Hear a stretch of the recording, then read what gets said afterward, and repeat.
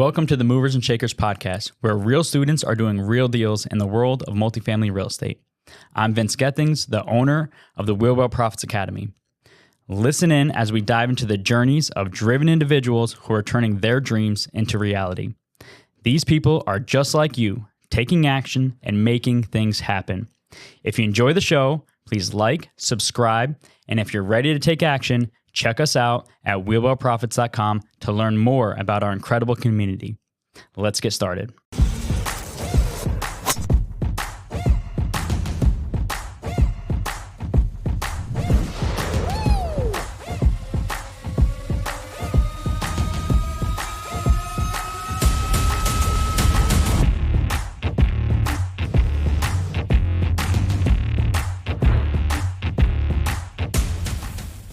Welcome to the Movers and Shakers podcast. My name is Gino Barbaro, co-founder of Jake Gino, multifamily investor, educator, father, and mentor. Today's guests are Nick and Jamie Cooper, celebrating their third anniversary with Jake Gino in August and a first wedding anniversary in November. After seeing the power of cash flowing assets in single-family homes, Nick sold his remaining property, and with Jamie on board, they began to reinvent on a larger scale. They saw firsthand the power of multifamily real estate investing as an opportunity to create passive income and build wealth for their family. At present, their company, Hudson Blue, owns 172 units in Texas, Alabama, Ohio, and Virginia, with a total of $11.3 million assets under management. Welcome to the show, Nick and Jamie. Thank you, Gino. So the first thing that pops to mind, guys, is Nick, you had to get Jamie on board. Yeah, I think that for me, that was probably my biggest sale ever I had to do. So I think, we met, 4 years ago. And I think that as most men can kind of attest to, that you're kind of, I wouldn't say lost, but maybe a little aimless, and you don't really have what we say is, a why. So I met her and realized, like, I need to really step it up, because we sat down one day, I remember, in my kitchen, in my 1-bedroom bachelor pad, and she's like, "What's your plan, buddy? What are you going to do?" And I'm like, I was 18 years in the military at that point. And I was like, well, man, I got to figure this out. So I kind of dove deep. I had a few rentals as far as single family. So I think that as far as someone in the military, I say by default, you become a landlord because you buy a house and then you get stationed somewhere else. So you become a landlord. So I had a couple of houses here and there mixed in. So I started it, but I realized, like, how do I kind of get bigger? And I kind of dove deep. I think I started Bigger Pockets, and I read that book, this is 4 years ago, Dave Lindahl, Multifamily Millions. And podcast, I devoured them. I just read a bunch, and then Jamie's like, "Oh my gosh, you're crazy." I'm like, "No, read this book," And kind of what happened is that people listen to podcasts, and one guy just left his phone number on there, and I was calling people. I was like, "Hey, why not?" So I called him up, and at this point, I had already kind of backtracked here. I had, one unit left as far as one, townhouse that I bought back in, 2002 in San Diego. So I realized I did the math one day, and I was like, oh, this thing makes about $100 a month. And I was like, this is not sustainable. Like, this isn't, it makes me feel really good that I have a house in San Diego, but Jamie can attest, like, I didn't live in this house. I rented it out. It also wasn't a business. Like, you couldn't scale, you could, if you want to buy, 50 houses or, whatever. But in San Diego, other parts of the country, maybe, but in San Diego, the likelihood that we were going to be able to purchase, 50 houses and scale and be making money. I mean, one house in San Diego, you're talking anywhere between, on the low end, maybe 600 grand. But right now, I think the median price for a home in San Diego is well over 800,000. Yeah, and that's in areas that you probably don't want to live, which is insane. So when he came to me and he said, I've been for years a landlord, and with these single family homes, and at this point I have one left in San Diego. Do you want to live it in the future? Do you want to live in it? And I had no desire to live in this house. It wasn't our dream house. And at this point, we were dating, but we knew that it was going to be, turning into something more serious in the future in marriage. And we didn't want to live in this house in the future. And also, it wasn't something where at that point I had any idea that you could just be a normal person who did, coaching, did training, read books, did all these things and go out and buy apartment complexes. So I thought he was pretty nuts when he said, I want to sell the house and I want to go buy an apartment complex out of state where my money goes a lot farther. And as a landlord, you have more, I guess. As a landlord, you pretty much have you're doing a lot of stuff on your own. Yeah, so but as far as leaving California, you would have, the tenant landlord laws are definitely not in your favor in California. And so we wanted to get our money out of California and where it would go farther. And so at that point, Nick was pretty adamant. Yeah, I was pretty much determined at this point. So you kind of rewind a bit. Like, you have to have a why. Like, before this, I didn't have a real impetus to really like do some massive action, as you say, Gino. And this is when I did it. Like, I actually told my work, I'm taking 30 days off of my job. Fine. And I flew out to multiple markets, toured with brokers, met with owners, and I went deep, and Jamie's like, you're nuts. And I'm like, well, we're selling this place. I need to place that capital somewhere. But Nick, did you do that because you met Jamie? And let me let the listeners in a little bit of Jamie's background as well. She's a high level, medical sales representative. She's out there. She's working the business. So you had limiting beliefs. I mean, what was holding you back from the real estate thing? I mean, because you're immersed in it. You're looking at it from that perspective. Why did you think he was crazy? What made you think he's crazy that he's selling a house and buying an apartment complex? We've said this so many times that when you own in San Diego or you own in California, I think the ego is a crazy thing where you feel good about it. And Nick, he did feel good about owning, homes in San Diego. And at this point, this last one, but if the math doesn't work and you're yielding $100 a month, that's not a business. You're not going to be retiring on that. You're not making quote unquote passive income. That's chump change, Was that your aha moment though? Do you think that was your aha moment when you're looking at the numbers and you're saying, oh, wow, there's other people in the Jake and Gino community that have an asset that's worth $600 and they're yielding 10% on that money. Whereas as far as I'm yielding 1 or 2% of my money, was that one of those aha moments for you? The quick math I did was the equity I had, and I did what percent it was making, and it was less than 1% on my equity. I'm like, this is not an investment. I'm a speculator at this point. I'm hoping that this thing keeps value. Gino, I'm a little older than Jamie here. So I've been through the crash as a landlord and an owner of rentals. And that's when I realized like, I need to have something that makes you income. So that equity needs to make a return. So what Nick is saying, everybody, if it doesn't cash flow, you let the grass grow. I mean, cash flow will get you out of your job, but equity will keep you out of your job. But you still need cash flow to actually help pay the bills and put some money into your pocket. That equity is great on the back end, but if you don't have cash flow on the front end, you may never get to see the equity on the back end. And let me give you guys a little... No one retires on equity alone. You retire on cash flow. Let me give you a real quick story of a Jake and Gino student that told me of how a realtor told him to buy a home years ago in San Diego. This actually blew my mind. The financial intelligence is astounding, the lack of it. They told this person, San Diego always appreciates. So what you do is you buy the home, you don't pay your property taxes for 2 years, your property is going to appreciate in value, then you pull out the equity in your home and you pay the property taxes. And I'm thinking to myself, man, like that doesn't even make any sense to me. But this realtor was like, to your point, California always goes up in value. It always goes up in value until it doesn't. And then all of a sudden, and this is what we're seeing right now, we're seeing interest rates go up. You can't time the market. So that to me was an insane point of like, that's how you're buying in California. Nick, talk to me about that 30-day window of going out there. Because if somebody's starting out and we're really serious right now about getting into multifamily, you did a full immersion. You joined the community. You got your significant other on board, which is truly important because it's a team sport. I mean, what you one of them has the why, and you need to paint the picture of why you're doing this. So getting on there and taking those 30 days, walk me through what you went through in those 30 days. It was deliberate. So I needed to have a plan. So what I did in the military, I was a helicopter pilot for 22 years, and you always have to have a plan of action. You have to have everything set out. And I realized, like, hey, my plan of action is I need to find somewhere to place this money, because I sold my my last rental, and you have a timeline with your 1031.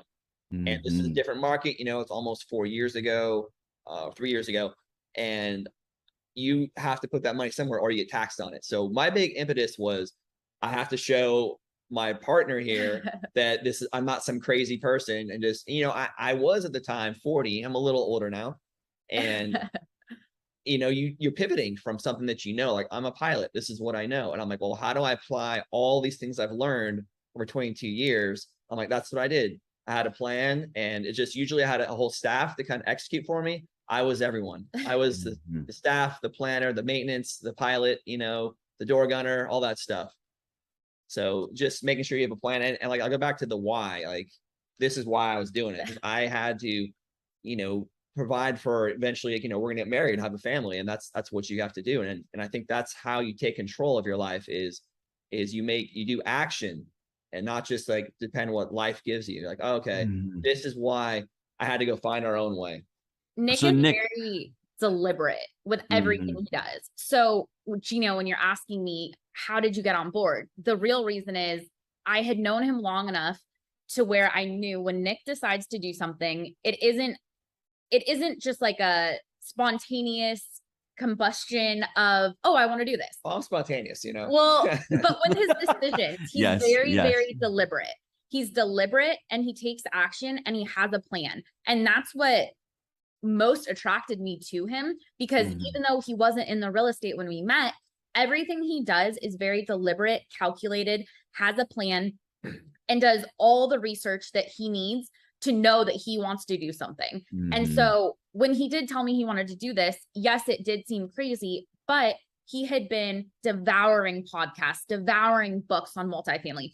And for years, while he was deployed, he thought about doing multifamily years ago. And he had told me about that when we met. And he's like, I ordered all these books, I did all this stuff, but to really transition into something like this, I'm gone 6 to 9 months a year. I wasn't here long enough to make that type of decision. And this was the first time in his life that he was here long enough to be like, okay, I'm transitioning out of the military in the future, because it's towards the end of my career. And also his job's very dangerous, flying, he flew the Seahawk helicopter. Like, this isn't just being a pilot and, getting to go on a few days a week on a Delta flight. Like, this is a very tactical, he did high level stuff in the military that's so dangerous and so scary, and not great when you're thinking about a wife and children. So let me ask you, I was going to make fun of Nick a little bit, but now that you've answered the question, but let me you had a plan of action as a pilot, right? You have certain checks, certain controls. That's why flying is one of the safest, because there's so many redundancy. There's so many things that you need to do. And I was going to ask you, why didn't you have a plan of action for your life, for your finances? And you answer that question, because if you're overseas for 6 months, there's no consistency. There's no, you come back and you go back and come back and go back. And I give you kudos for lasting 22 years, because that's a long time to be dedicated to a craft. And then in the meanwhile, having that epiphany of like, well, this is great, but I've grown up now and I need to do something with my family. Nick, you pitched her on multifamily. How did you pitch her on joining Jake and Gino? Because she must have been like, we're going to spend more money to do this. Nick, you're doing this all on your own. I got to go to events with these people. Come on, Nick. I think you're killing me here. What it comes down to is, so I've been a flight instructor for most of my career. And I realized, like, can I teach myself, looking back, to fly? Like, no, probably not. I had someone teach me. So I think the biggest thing you have to look for is, we're going to get there no matter what. But how do I kind of like not short circuit, but kind of make that graph go up a little, more vertical? And I think that the biggest thing we did is that Jamie and I invested in, the Jake Gino community, which is, an investment. But it's an investment in our future. And that's what he said. He said, we're making an investment in our future. How can we put this insane amount of money in all of these properties and not have people who have gone before us and successfully executed this? And for us to do this successfully, which is what I want to transition into, we need to be guided by people who have a proven track record. I love that answer. I think what Jamie is also saying kind of is, before we are kind of amateurs, and now once we start in the multifamily space, it's a business.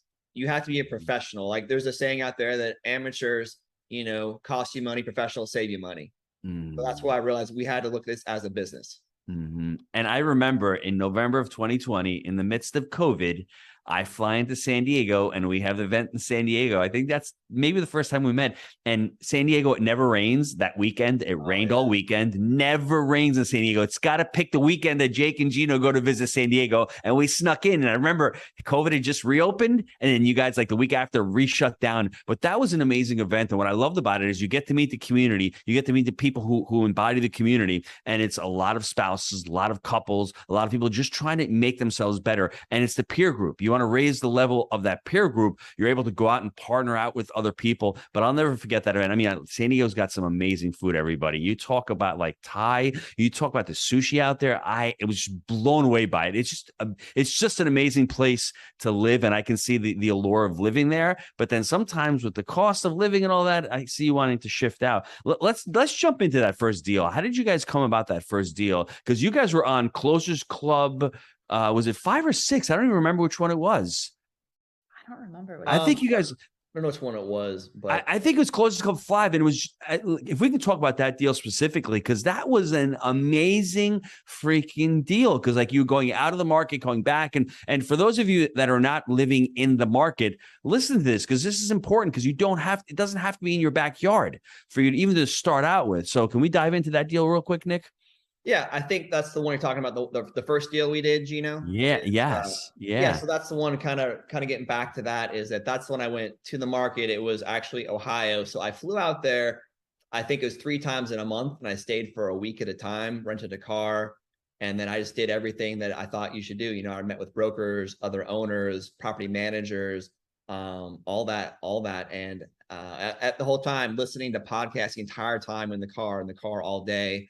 And I think it was just Jamie was like, what are you doing? You're taking off work here? Like, even work is like, you're doing what? You're going to Ohio in February? I'm like, yeah, I'm going to Ohio in February.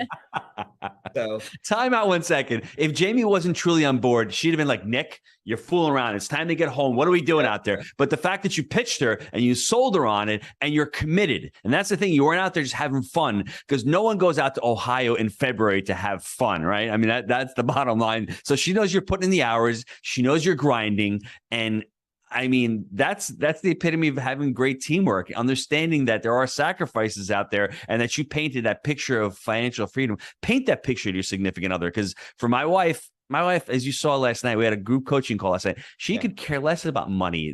Money is not to her, but the optionality, what money can provide for you is what's really, truly important. And that's why you're out in Ohio. You're not out there to cash flow to make money, but you're out there to be able to control your freedom and to be able to say to Jamie, when we're ready to have a family, we can have a family. When you're ready to leave your job, you can leave your job because we have this other income coming in. That's what that trip to February was all about. And just being able to paint that picture to your significant other is truly important for all the listeners out there. Because you may have some naysayers and it does take a little bit of time. And you know what? Maybe Jamie should have come with you for a couple of days and seen the pain that you're going through, talking to brokers, underwriting the deals, looking at the deals. So I'm sorry to interrupt. Continue with the story, but I just thought that was. Come on a lot of property tours and a lot of broker tours at this point. I didn't even go on the first one, but I did that. I did that entire walkthrough on our first property and have done them since on every property, every unit. All right. That's awesome. That's great. So that first deal, how'd you find the first deal? So linked up. So like I said, I cold called someone on Bigger Pockets that was in the area, and they said, hey, I may have a deal coming up. It's not our contract yet. So we linked up and just was able to 1031 exchange into that. And it's been, pretty, I mean, since it's been 3 years now. And like, I think Gino is, we refied out last year, and it was, a significant, capital event, we like to call it. So that's when I realized I did the math with my military and what I'm doing here. I'm like, I need to retire. It's like, what am I doing? Like, so this is the conveyor belt, everybody. You put on a deal, and all of a sudden we discussed the conveyor belt in real estate, putting on a deal. And what he said, it was a significant capital event. You refi, you're matriculating that equity. And even if it takes 24 months or 36 months, 3 years seems like a lot of time, that significant capital is where you get to put the money into the next deal or that next opportunity. And how many units was the deal? How big was the deal? It was 24 units. So It was, 1960s vintage. So it was kind of like a standard working class kind of stuff you always preach to Gino, blue collar. It may not seem exciting, but it actually is very exciting. And 3 years Well, later, it's exciting when you can pull all your capital out, isn't it? I mean, that's the thing. It's not a house in San Diego, everybody. It's not near the beach. But guess what? I'm guessing the cash flow is a hell of a lot more than the asset. And that's the understanding, everybody, that becoming a multifamily entrepreneur, understanding the numbers, understanding what you're trying to accomplish. There are people out there who successfully invest for equity, but there's a lot of risk in that model. And then just flipping, it's transactional. At the end of the day, you got to continue to do it. You've bought this asset now. What were the value adds on this asset? What did you like about the asset? Value adds were pretty much replacing management, the standard use and expenses, billing back utilities. So some of them, we paid for water. Now we actually bill it back. And I think also just like exterior improvements. And then as tenants or residents kind of left, we just improved the units.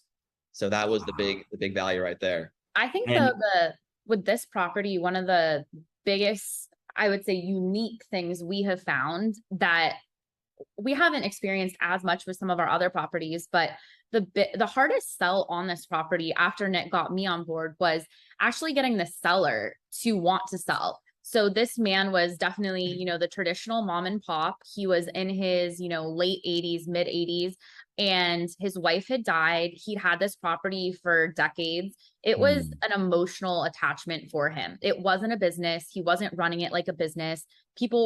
Some people, hadn't ever had their rent raised in 15 years. And, when we bought the property, the biggest hurdle was after we did the walkthrough, him deciding whether or not he really wanted to sell it still, because he was so afraid of having some big conglomerate come in and not have, care and love for the property like he did. And so we flew out there together and had lunch with him. We took him to lunch and we just let him know who we were. We let him know what we were about, that this was, you were going to be selling to Jamie and Nick, Jamie and Nick, not to some big conglomerate, not to people who aren't going to care. We're going to care about your property. We're going to, care about your tenants. We're going to be able to put more capital than you've been able to really improve the property and make this, a community for your tenants and your residents, and that's really important. I think that's something that we lose focus on is these are people's homes. And yes, we want to make money. And of course we have to make money. It's a business, but more than anything,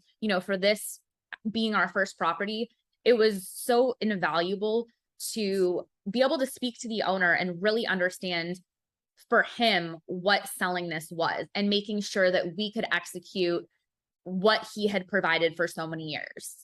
I gotta pull the e-brake a second, guys, because this is the golden nugget for the podcast. There's gonna be tons of them, and there have been. But what Jamie's really talking about is principled negotiation versus positional bargaining. The average investor who is not in an education program, is not in a community, is going to hammer on the price. What she did is she negotiated on principle. She understood the SPY technique, seller, property, you. She understood that there's value that the seller's looking for. He's not looking just for price. He's looking for legacy. And she understood that there's the negotiation. When you negotiate by principle, you're negotiating on points. You're negotiating on value. And that to me is what's made this deal go through, because a lot of other people could have gone in, they could have paid more money than you, could have made it a more secure deal because you guys haven't done a deal yet. You have no credibility. You're out of state, blah, blah, blah. But the fact that you spent an extra couple $1,000 to fly back out there, take him out to lunch, sit in front of the person face to face. He's a mom and pop. You know that they're not sophisticated. And there's a lot of those deals still out there because people are saying, well, why won't they raise rents? They're not running it like a business. But that principled negotiation, if there was more of that in real estate where you can add value to each other's sides, that's how you get the deal done. So it's principled versus positional bargaining, where most of us do that one-off. I mean, if you want to call it win-win, win-lose, whatever term you want to call it, but positional is just, I want this price, I want these terms, and take it or leave it. So that was that was awesome that you did it, that you had the wherewithal and the understanding to let's figure out how we can satisfy this seller. Great job. I think that's why we make such a great, team, is just because it's not just when you think about multifamily or any business, yes, there's a science behind it, which is the underwriting, the demographics and whatnot. but there is a lot of art to it. And I think that's a lot what Jamie brings to our, partnership is that, that soft touch, that artistry that, Excel spreadsheet can't, like, hey, this is the price, this is it, like, no, you have to get, it may look good on paper, but you have to have someone that kind of gets that across the finish line. And that's Jamie. I love that. And then you got this deal closed. What was the next deal look like? What did that next deal look like? How long did it take you to get the next one? It took us a while. Yeah. Took us about a year and a half or so. So how did you guys stick in? Because most people will quit. And for Jake and myself, it was the opposite. It took us 18 months to find the first deal. But then after the first deal, it was 3 months after the first deal. And then 6 months after that. So within a year, we had almost 200 units, but it took us a long time to stick in there. How did you guys take that long before you got your second deal? How did you stick with it before you got the second deal? I think that one of the biggest things, even though a year and a half when you're in it does feel like a long time, it's really not that long of a time as people who were brand new to buying multifamily. And I think it actually was the perfect amount of time, because if it had been sooner, we hadn't yet built up credibility with our own portfolio, meaning that first property is all just Nick and Maya's money. That's it. No investors, no friends, no one but our own. So if we were going to make mistakes or we were going to fumble, which we knew would, likely happen in some capacity, we didn't want to be having the burden of running a property successfully and worrying about our friends and family's money for that first property. It's a whole nother level of stress. And, you have made essentially a promise to these people that you are going to provide the return you said. And that's a lot of pressure. And so that first property, I think it was perfect that it was just us. And after a year and a half, we had learned so much. Yeah. And then we felt more confident to be able to offer a syndication model where we allowed other people to invest as limited partners, and they were able to, not have to sign on the loan, not have to take any of that risk, and they didn't have to run the day-to-day. And the great thing is, Nick was able to decide that this was where we were headed and do this full time. And in that year and a half, that gave us the wherewithal, the experience. And, Nick is a numbers guy. He is down to the nitnoids with Excel. That is not me at all. But I married someone who is that way. And that's who you want running your property. And that's who you want to invest with. Because at the end of the day, all those little things we learned before that second property are why our other properties will be successful. What's that transformation look like now that you guys have gotten into the business full time and you're doing it full time, and it really surrounds your day? I mean, Jamie, you're working full time still. Nick is doing the business full time. He leans on you. How does your day look now? I think it's very planned. So the day, my Monday through Friday is very planned. So I'm very deliberate about what happens during the day. So I wake up every day before 5 a.m. and I have an accountability call, which is not real estate related at all. And we go over our goals, daily goals, weekly goals, monthly goals, quarterly, yearly, and so on. And you take account of that, and they hold you accountable. And I think that's something that's been really great for me, is that you have to structure your day, or else it just gets away from you. And I think I learned that in the military. You really have to have some structure to, yes, you can flex off of it. But I think just that's what's kind of helped me now, is just having that Monday through Friday, especially structured. Friday after. But how does it feel though? How is the feeling that you're able to control your own destiny, that you're able to say, hey, I want to move to Florida. And if I want to move to Florida, great. Hey, I want to move to Texas. Just that idea of having all those options. Whereas when you're in the military, you're flying out 6 months of the year. You don't know where your next house is. You don't know how you're going to start a family. Now you have all those options because multifamily has allowed you to have those options. And it's only taken you 3 years from when you started to have those options now. I think it feels like the freedom is what is really helpful, as far as that's what, we have, like you said, options is the thing. Like when you have a W-2, and no shade W-2, I had one for 22 years, is like, you do what they tell you, especially in the military. Like it's very simple, because you deploy, everything's taken care of. All I have to do is my job, get up and fly. It's like food, shelter, everything. I just show up. And with this here, it's like, whatever you kill, you eat. People aren't killing it for me. Like if I don't work hard, no money comes in. Nick, I have a little secret for you.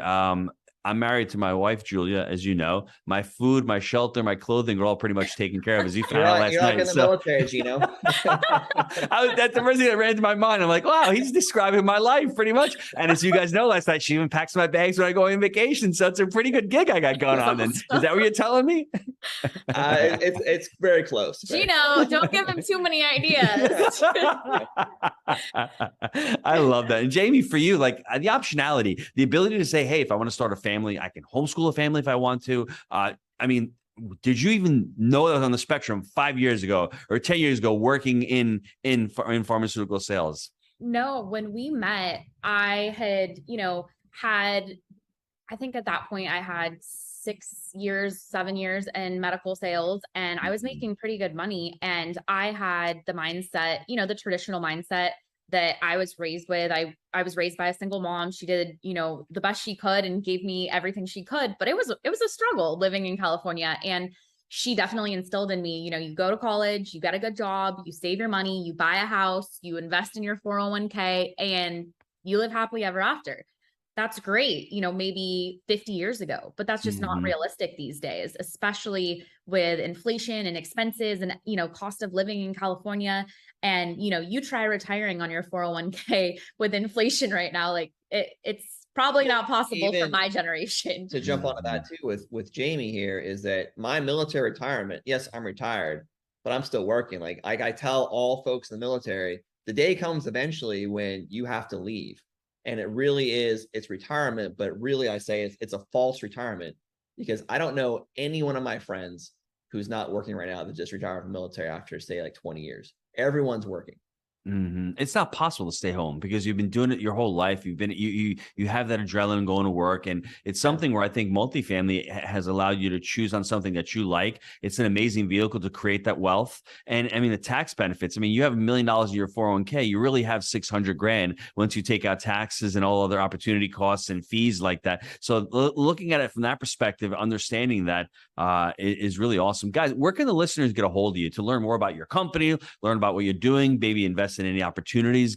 Email address, you want to throw out a cell number? I'd love to have the cell number as well. Yeah. So we have a website, which is Hudson Blue, Hudson like the river, blue like the color, MF multifamily. It's just MF though, .com. And that's our website. And then we have a social media, Instagram. It is Hudson Blue MF on Instagram. And then I give out my cell phone. So yeah, you can call me, text me, whatever, 619 area code 990-8848. So if anyone wants to talk real estate or anything, just shoot me a text, phone call, all that stuff. And the reason why I want you, Nick, to give your phone number out, there's a lot of people in military, and there's a lot of people in the military who are in Jake and Gino. They're just stuck. They don't know what to do, how to go. Maybe they want to start investing in real estate. They might want to start investing passively with you. And then they want some information on education. I think you can be an inspiration to them, because a lot of the people in the military, they don't have the entrepreneurial mindset when they're there. But once they leave, they have that spark in them. They're like, how do I get into this? So having you being able to be a role model to them, I think is a really big help, because I've seen the shift in a lot of the Jake and Gino community members who were in the military. They grab this thing and they start running with it, because they understand with the military, there's systems. You guys are building teams. It's so translatable to getting into the multifamily space, where we have students who are in Hawaii. Big shout out to Vince, who is in Hawaii investing in El Paso, Texas. How do you do that? You have to be forward thinking. You have to create a plan, like you said. You have to have systems and operations and building teams out there. So there's so many skills that can really translate from the military into get into multifamily. So go back there, make sure that you give Nick a call if you're thinking about it, if you're in the military. And if I could just recap the show just real quick. I mean, I think Nick's life really started when he met Jamie. Not going to say I don't. True. I mean, and the reason why I think I don't want to say he was just doing things repetitively. Same kind of thing. I was stuck in the rut as well. Going to work, flying the helicopters. And after a while, it just gets a little boring. And then you want something more in your life. And then when you meet somebody and that person pushes you to be a better version of yourself, you're like, I have to step it up here. I know I've got more potential in what I'm doing, and I'm doing great things, but I want to be able to create wealth, and I want to be able to create a legacy. And this person's starting to push me, because I see how well she's doing in her job, and she's crushing it there, but her job is transactional. She's got to go do do it every day. We're not creating wealth from that. And we don't believe in the 401k model. We don't believe in all that. So what do I need to do? Oh, I like this multifamily things. I've been a landlord for a little bit of time. And I see that I bought this house for 300 grand in San Diego 18 years ago, and now it's worth 800 grand, and I didn't do anything. And I'm looking at that. How do I place that money, get that money out there? Because the equity is not really making a return. Let me find a couple of markets. I joined Jake and Gino. I surround myself with amazing people. I find a coach. The coach helps me out, but it's all on me because I have to take massive action. Education is great, but education times action will lead you to your results. Getting on a plane and actually staying in a market 1 week and a month in February in Ohio. Sorry, Ohio, I want to keep killing you, but you guys have 290 days a year with no sun. Enough said. I mean, like, it doesn't get any worse than that, but you're there in February, you're doing property tours, you're working deals, you find a 24 unit, you put it under contract, you talk to the old mom and pop seller, you make him feel calm and confident that you guys can close the deal. And then all of a sudden you close the deal. 18 months later, you get into your next deal. And while you're getting into your next deal, this first deal is starting to matriculate and you have a significant capital event. We all know what that means, baby. It's refi and roll. Pull that money out, put it into the next deal, and you keep going. And then you're just, the other thing that I think people have to understand is it's great to have a community, but if you're not part of the community, if you're not going to the events, if you're not getting on the accountability calls, if you're not getting on the group coaching calls, if you're not talking to other students, it's all for naught.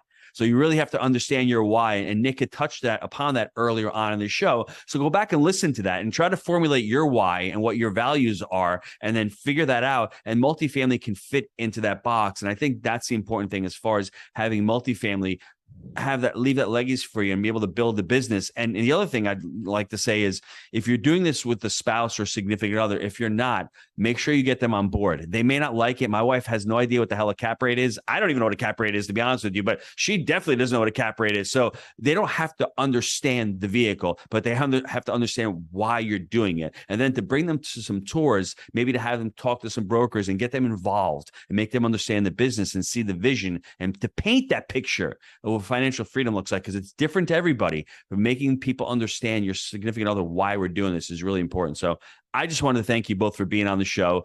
What was the website again, Jamie? HudsonBlueMF.com. And if anyone wants to reach out, any spouse that's hesitant about this, I cracked the code. any spouse that's hesitant about this, or about you joining this community of so many amazing people. We've made so many friends, not just, business relationships, but genuine friendships. We've hosted dinners at our house. We've had people come, from Florida and Colorado and come stay in our home that are from the community. These have become our people. And so this has just been a great community. And my biggest kind of thing I want to throw out there is, as someone who's such a saver, I was very stressed at first about the investment that we were putting on our education in this. And this has been, such a invaluable investment for our family. And you can't, like Nick said, learn to fly a plane or a helicopter without a coach. And so that's it. I love that. I want to thank you both for being an amazing guests on the show and sharing your movers and shakers story. It's important to get it out there, everybody. Now, if you like the show, please leave us a review. Until next time, let's all go out there and make it a movers and shakers week. See you, everybody. See you. Bye, guys.